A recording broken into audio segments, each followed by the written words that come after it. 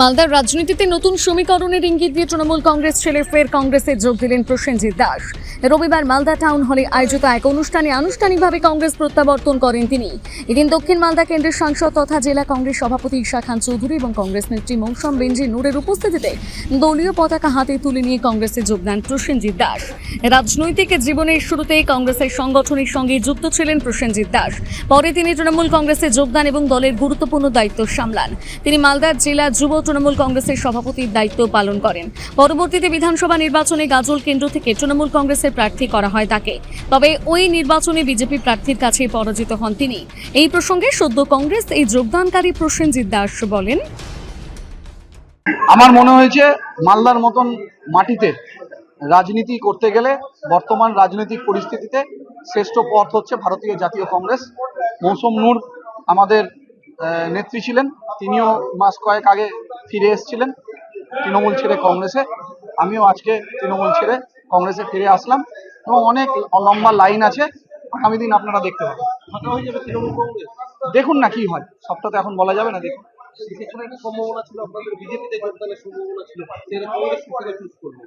আমি আপনাকে তো আবারও বললাম, মালদার মতন মাটিতে দাঁড়িয়ে মানুষের কাজ করতে গেলে, রাজনীতির কাজ করতে গেলে, ধর্মনিরপেক্ষতার ঊর্ধ্বে উঠে মানুষের পাশে থাকতে গেলে একটাই পথ হচ্ছে ভারতীয় জাতীয় কংগ্রেস।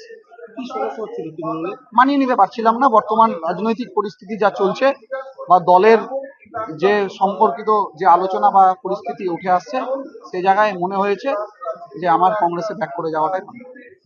অন্যদিকে কংগ্রেস নেতৃত্বের দাবি, প্রসেনজিৎ দাসের প্রত্যাবর্তনে দলের সংগঠন আরও মজবুত হবে এবং আগামী দিনে রাজনৈতিক লড়াইয়ে দল বাড়তি শক্তি পাবে।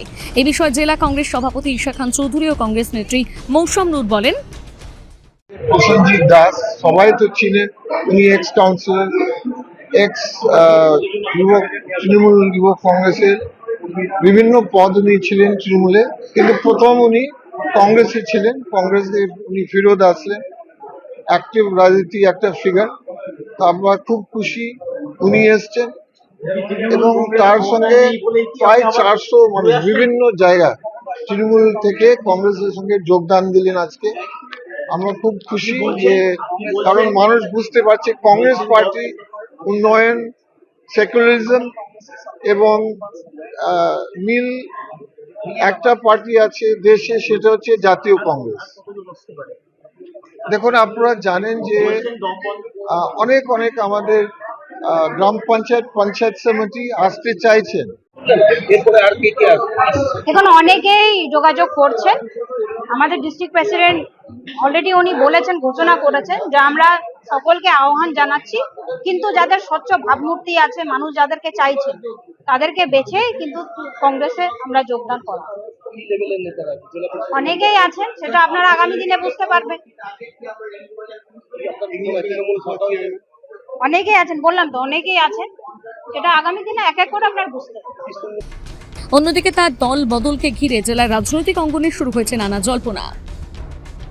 মালদা থেকে পরিতোষ সরকারের প্রতিবেদন, নিউজ টুডে।